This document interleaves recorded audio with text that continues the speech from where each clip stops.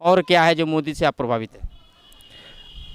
बस और बहुत कुछ है, जैसे राम मंदिर। कितना आपके अनुसार मोदी को और कितना साल रहना चाहिए? उनको हमेशा ही रहना चाहिए। देखिए, मोदी को अस्थायी कर देना चाहिए, ये कह। नमस्कार, प्रणाम, मैं स्वामी अर्जुनानंद और आप देख रहे हैं द भगवान न्यूज़ 24। कैमरामैन विकास कुमार के साथ आज हम एक रेलवे स्टेशन पे पहुंचे हुए हैं और यहाँ पे कुछ लोग हैं, उनसे बात करने के प्रयास करेंगे कि इस बार का लोकसभा चुनाव जो 2024 में होने जा रही है, देश की जनता किसे अपना वोट देना चाहती है, अगर वोट देती भी है तो किसको अपना आधार मान करके, विकास के नाम पर देती है कि मोदी फेस के नाम पर देती है, या अब 10 साल का कार्यकाल हो गया तो चेंजिंग चाहती है, क्या चाहती है, जनता से जानने का प्रयास करते हैं।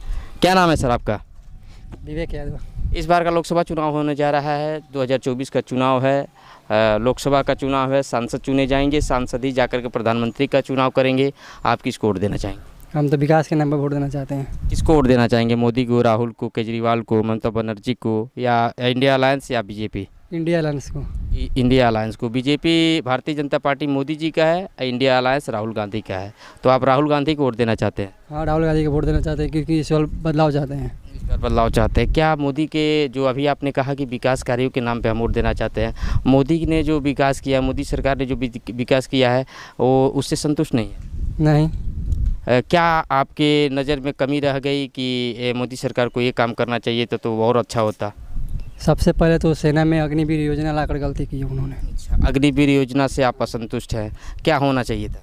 परमानेंट होना चाहिए था, सभी को शहीद का दर्जा देना चाहिए था। सभी को शहीद का दर्जा देना चाहिए था, यानी सरकार को अग्निवीर पे कहीं ना कहीं असफलता मिली। और क्या आपको लगता है कि और सुधार होना चाहिए था? और बहुत कुछ सुधार होना चाहिए। मान लीजिए 5 किलो राशन दे रहे हैं, कोई विकास करते रोज़गार देते हैं, अब सभी को रोज़गार देवे नहीं कि हर एक साल 2 करोड़ रोज़गार देने का वादा था, वो नहीं रहा। हाँ, 2 करोड़ रोजगार का वादा किए, प्रधानमंत्री नहीं दिए हैं, इसलिए जनता नाराज़ है। जनता कह रही है कि हमको रोजगार नहीं है। आपने एजुकेशन कहाँ तक? मेरा तो ग्रेजुएशन फाइनल होने वाला है। ग्रेजुएशन। आप के पास कोई ऐसा रोजगार नहीं है जिससे आपका पढ़ाई की उपयोगिता उसमें सिद्ध हो पाए? कोई रोज़गार नहीं है। तो किस तरह का रोजगार होना चाहिए? ग्रेजुएशन है, आप कंपटीशन एग्ज़ाम की तैयारी करके कंपटीशन दिए? कंपटीशन की तैयारी कर रहे हैं। तो अभी आपने किसी पार्टिसिपेट नहीं किया किसी परीक्षा में? गए हैं, बहुत बार गए हैं कंपटीशन में। अच्छा, तो क्या हुआ वहाँ पे? आपको धांधली दिखी या आपकी योग्यता वहाँ कम पड़ जाती है, आप पेपर पास नहीं कर पाते? धांधली देखी, यूपी पुलिस में गए थे तो आप पेपर लीक हो गया। अच्छा, उसमें आप पेपर करके आए थे? हाँ, पेपर कर गए थे तो आशा था कि आप पास कर जाएंगे? आशा तो सभी लोग था। यानी जितने लोग फार्म डाले थे वो सब लोग पास हो जाते? सब लोग पास नहीं होते, लेकिन सब लोग जाते हैं। कोई उम्मीद लेकर जाता है कि हम पास होंगे, कोई पढ़ता है, सब लोग पढ़ता है, कोई पास नहीं होने के लिए पढ़ता है, कुछ चाहता है कुछ करने के लिए, लेकिन उसमें जब धांधली हो जाता है तो जानता है होती है।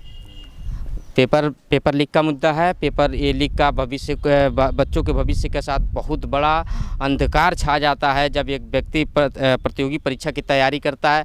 कितनी समस्याओं का सामना करने के बाद वह प्रतियोगी परीक्षा में सफल होता है, और अगर जैसे ही पेपर दे करके आता है और जब अगली सुबह किरण उड़ने से पहले उससे पता चलती है कि पेपर लीक हो गया, तो उसके परिवार वालों के ऊपर क्या बीतता होगा, उसके ऊपर क्या बीतता हो।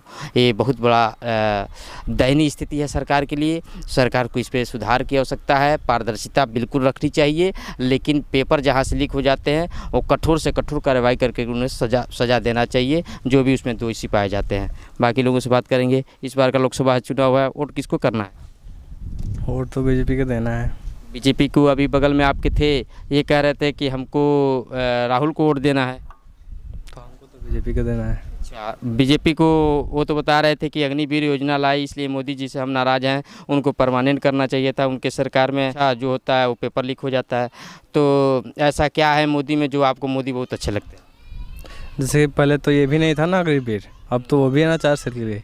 आप देख सकते हैं इनका देशभक्ति वो तो करेगा 4 साल के लिए, चाहे 4 दिन के लिए, 4 घंटा 4 मिनट के लिए।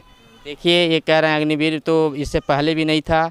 अभी एक लोग थे वो कह रहे थे कि अग्निवीर आया इसलिए 4 साल की जगह पे उसको परमानेंट कर देना चाहिए था। और राम मंदिर और राशन के लिए थोड़ा दिक्कत है कि वो 5 किलो बोल रहे हैं, लेकिन डीलर तो 4 ही किलो दे रहे हैं ना। अच्छा, राशन कम दे रहा है, राशन कम दे रहा है डीलर एकदम। अच्छा, कहाँ से आते हैं आप? हम गोपालगंज, बिहार से। जी। अभी हमने बिहार से कुछ लड़कों से बात करने का प्रयास किया तो बिहार के लड़के ये कह रहे थे कि तेजस्वी यादव जी 2 लाख नौकरी दिए हैं इसलिए हम उनको वोट देंगे। तो क्या आप बिहार से आते हैं, ये 2 लाख नौकरियों में आपको कहीं ऐसा नहीं लगता है कि तेजस्वी को हमको वोट देना चाहिए? लगता है तो देना चाहिए, बट जो देना है जहाँ पे हम वहीं पे देंगे ना। मोदी वहाँ पे मोदी है बस। जहाँ मोदी हैं वहाँ मोदी हैं, बाकी कोई नहीं है, एक और लोग हैं। इस बार वोट किसको देना है? मोदी। मोदी सरकार को वोट देना है। राहुल को क्यों नहीं? राहुल तो 17 साल सरकार चलाया ही है और मोदी को भी देना चाहिए। देखिए, कांग्रेस पार्टी जो है 70 साल तक राज कर चलाई है और उसके राज को सब लोग जानते हैं, ऐसा कह रहे हैं लोग। और अभी मोदी आए हैं, 10 साल चलाए हैं, कितने हैं। तो मोदी जब अस्थायी हो जाएंगे तो चुनाव नहीं होगा, तब उसके बाद तो तानाशाही आ जाएगी, ऐसा लगता है। ऐसा क्यों होगा जब मोदी जी रहेंगे तो? मोदी हैं तो मुमकिन है, अगर मोदी हैं तो कोई तानाशाही नहीं है। बाकी जनता मोदी को वोट करना चाहती है, कुछ लोग। सही है, धन्यवाद।